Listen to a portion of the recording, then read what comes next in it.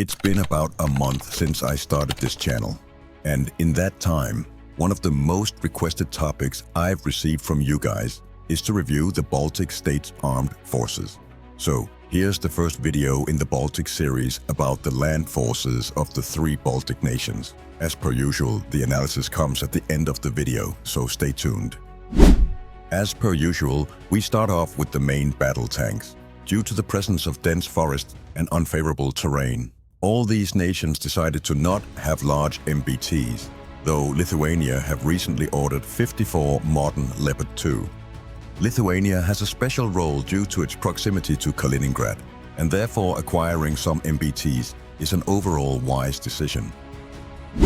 Infantry fighting vehicles make up the backbone of all three countries' land forces. Estonia has the very capable CV90. Lithuania operates their own nationalized variant of the Boxer called Vilkas, and Latvia are due to order 60 hypermodern K-21 from South Korea. IFVs make the perfect vehicles in the terrain of the Baltics, as they don't weigh as much as tanks and can move at higher speeds. When it comes to artillery, all three nations have put forward large amounts of money towards modern systems. All of them will have HIMARS operational shortly on top of a robust force of self-propelled guns. The PCH-2000 and K9 both offer great mobility, while the M109 has proven that it is still a force to be reckoned with in Ukraine. Moving on to armored personnel carriers, two of the three nations are in the midst of upgrading their fleets. Estonia have gone for a Turkish variant, while Latvia have gone for the Finnish Patria 6x6. In my opinion, Lithuania likely also needs to upgrade their now old M113 fleet. It would likely be a good idea for them all to go for Finnish-made Patria rather than Turkish hardware, due to the proximity of Finland. Lithuania makes up for a lot of its troop transport capability with a very large infantry mobility vehicle pool, which makes sense, and is likely a counterweight to the now older M113. All three nations operate large amounts of Mercedes-Benz G-Class, though Estonia and Latvia have some armored variants. Like Finland, the Baltic states are working hard to expand their anti-air capability, supplementing their older shoulder-launched variants with NASAMS and Iris-T, as well as Mistral makes for very heavy air cover over a rather concentrated geographical area. All three nations used to have large quantities of Cu-23. So it's worth bringing these out of storage as anti-drone capability rather than wasting precious anti-air missiles on cheap drones. Total operational 400 plus.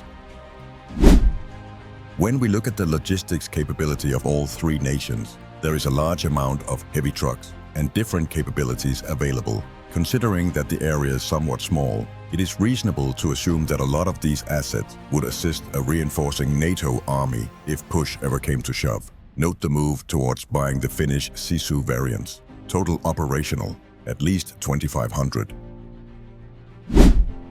When it comes to mortars, there's a wide array of variants. Estonia and Latvia have focused on heavier variants, while Lithuania has a large quantity. It would likely be worth trying to focus on one or two variants, rather than the current 11 total. Total operational, 1,600 plus. There is a multitude of different radar systems across the three nations. With the new systems incoming from the US and Sweden, there should be ample radar cover across the area. Total operational, 40 plus. When it comes to utility vehicles, the options are fairly extreme. This is likely due to the terrain needing this kind of transport. And as we can see, the Mercedes-Benz G-Class is the workhorse when it comes to this category. There is little better transportation for dirt roads and forests than these vehicles. Total operational, at least 3,000. When maneuvering through the geography in the Baltics, one is fairly dependent on a great fleet of engineering vehicles. Lithuania relies on old Soviet bridge layer systems, while the other two have opted for more modern variants. This area likely needs upgrades, as hardware needs to be able to ford terrain easily. Total operational, around 270. The importance of UAVs is not to be undervalued. All three nations seems to have understood this and is investing heavily in drone industries. It would be worth considering if the three nations should focus their resources into one program rather than having 3 separate programs, though initial testing shows that the Penguin C, Hornet, and Stream C are capable drones. Estonia have also opted for a loitering variant from Israel called the IAI Harpy. As we see with other neighbors of Russia, there has been a heavy focus on anti-armor capability in the Baltic states. All 3 nations likely have a very large stockpile of disposable anti-tank weapons that they do not disclose, but it is also worth mentioning that they are early adapters of the Javelin and Spike systems, likely as a direct counter to the mass armor formations of the historical enemy. Total operational, likely 13,000 plus.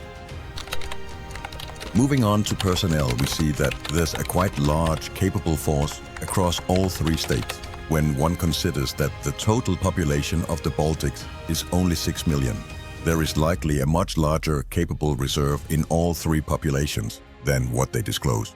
And all 3 countries have various paramilitary groups, akin to the Home Guard systems in the Nordics. Total active personnel, including conscripts, 29,000. If we compare the army size of the Baltic states to Germany, the UK and France, we quickly see that the active force is smaller than the other.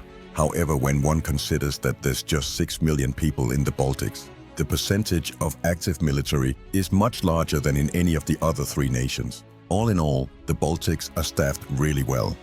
Now, let's look at the upsides of the Baltic land forces. It is quite clear to any observer that there's a large willingness to defend the homeland in the Baltics. And who can blame them when you've got a history of being treated the way they have by their neighbor? The armies are generally well prepared for fighting a defensive war against large armored forces using the terrain and choke points to suppress tanks and equipment with their vast array of anti-tank capability.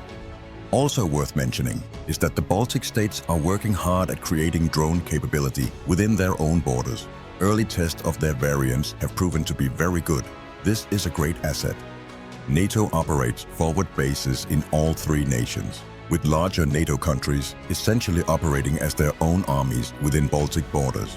These nations won't ever be alone, and the NATO members contributing here act as a solid deterrent to any attacker.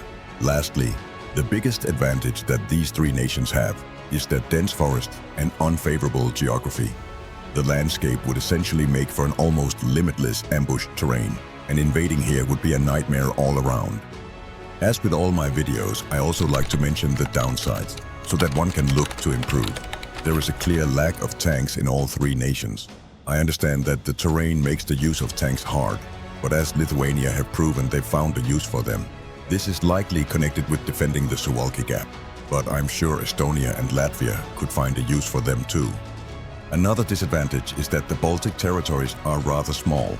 If an enemy were to break through, it would not take an awful lot of time to reach the sea. It would be difficult to trade territory for equipment and manpower like in Ukraine, and defenses would need to be super tight.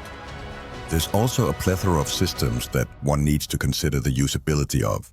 It would be smarter, as I've said in my video on the Nordics, if each country worked on acquiring similar systems to the other 2. That way, it'd be much easier to reinforce and supply each other without the use of extra systems training. Lastly, it would also be smart to work on expanding in-house production of ammunition and technology rather than relying on especially kit from outside of NATO. These nations have proven that they're capable, so why not try to expand into more military industries and create jobs at home? Before you go, I'd love to hear your feedback. Let me know in the comments if you think I could improve on something, or if there's a topic you'd like me to cover. Stay tuned for the Baltic Navy and Air Force coming up in the weeks ahead. Stay safe, folks.